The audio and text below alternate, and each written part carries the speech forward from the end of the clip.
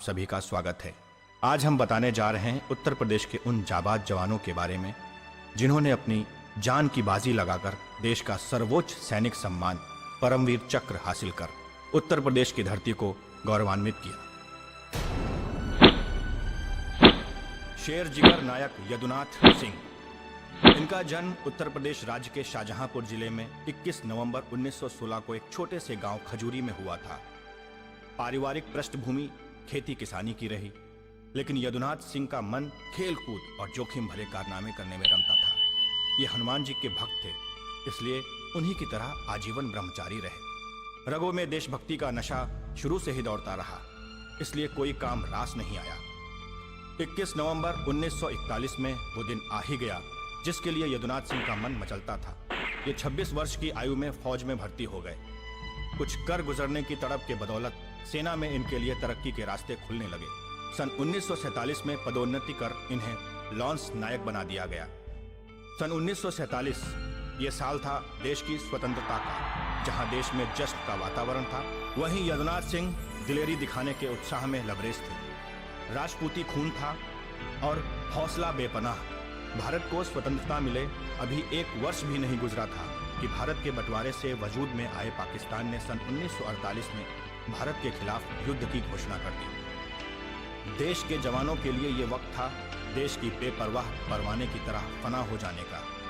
6 जनवरी 1948 को यदुनाथ सिंह ने अपनी सेना टुकड़ी के साथ टैंगधर में दुश्मनों के दांत खट्टे करने के लिए मोर्चा संभाल लिया। 9 सैनिकों की टुकड़ी के साथ सीमा पर डटे यदुनाथ सिंह ने अपने फौलादी हौसलों और कुशल नेतृत्व से दुश्मन सेना के सारे मंसूबों को नस्ते नाबूद कर दिया।